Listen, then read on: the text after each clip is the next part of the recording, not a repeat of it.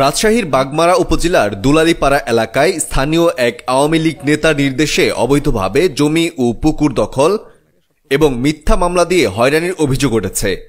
ঘটনার প্রতিবাদ করায় হামলা মামলায় জর্জরিত হয়ে এলাকা ছাড়া হয়ে আছেন গ্রামবাসী। এই ঘটনায় থানায় পাল্টাপাল্টি মামলা দায়ের করা হয়েছে। সরেজমিনে গিয়ে জানা গেছে, বিবাদমান জমি ও পুকুরের মূল মালিক এনায়েতুল হক ওরফে বিন্দু দিং। তার কাছ থেকে লিজ নেন মনসুর রহমান নামে এক ব্যক্তি। ২০ বছর ধরে মনসুর রহমান ওই জমি ও পুকুর ভোগ দখল করছিলেন। ২০১৩ সালের শেষ দিকে স্থানীয় আওয়ামী লীগ নেতা আক্কাস আলী মাস্টারের নেতৃত্বে বিবাদমান জমি ও পুকুর দখল নেওয়া হয়।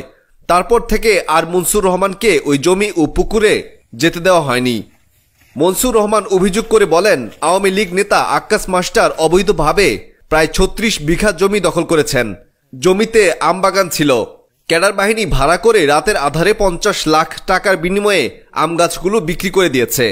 মনসুর রহমান আরও বলেন, গত ৫ আগস্ট আওয়ামী লীগ সরকারের পতনের পর পুনরায় জমি দখল নিয়ে চাষাবাদ শুরু করি এবং পুকুরে মাছ চাষের জন্য পোনা মাছ অবমুক্ত করি।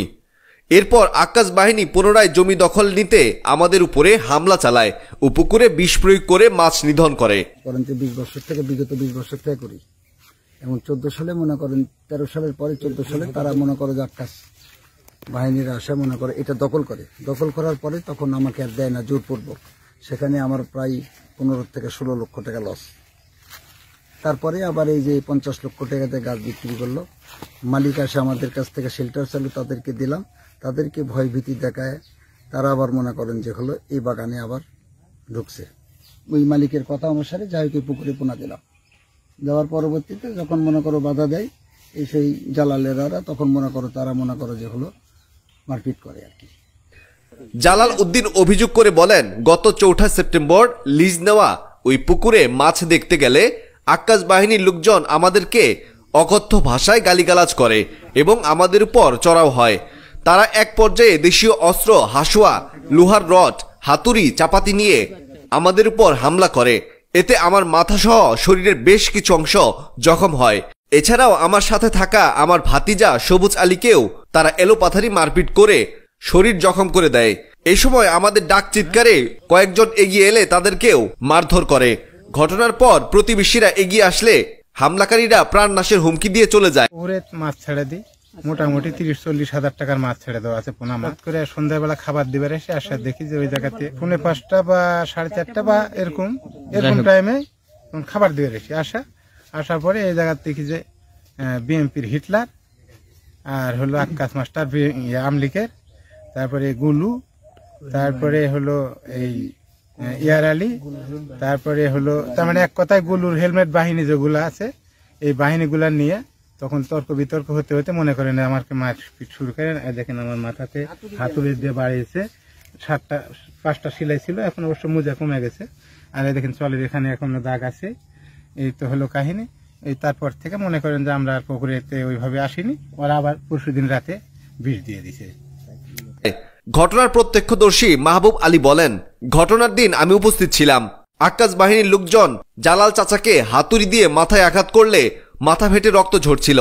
এই সময় কয়েকজন আগাইতে গেলে তাদেরকেও তারা এলোপাথারি মারপিট করে।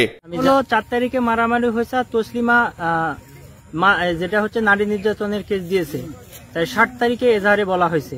আসলে বিষয়টা হলো, যদি কারো মাথা ফাটে, মাথার যদি আঘাত লাগে, পর্যাপ্ত হারে মাথা আঘাত লাগে, তাহলে 4 তারিখে মারামারি কেন, 7 তারিখে সে হচ্ছে মেডিকেলে ভর্তি হলো এবং 7 তারিখে মামলা করলো কেন?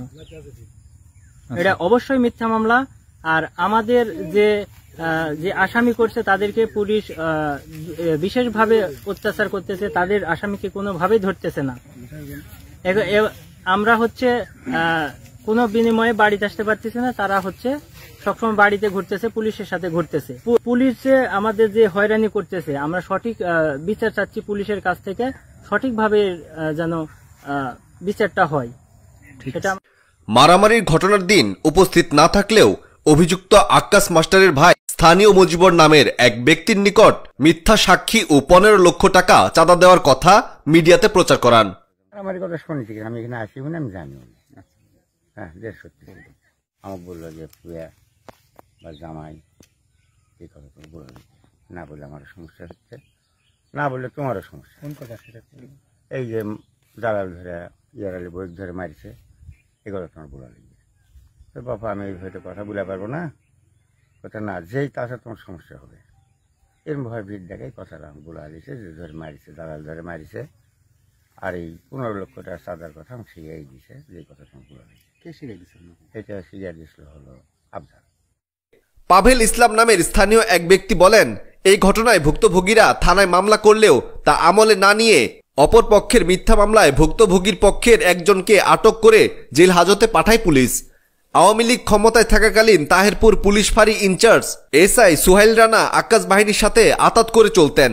তিনি এখনো আকাশ বাহিনীর পক্ষে কাজ করছেন। প্রশাসন হচ্ছে আকাশ মাস্টারের, যেভাবে আকাশ মাস্টার বলে সেভাবে প্রশাসন সেভাবে চলে।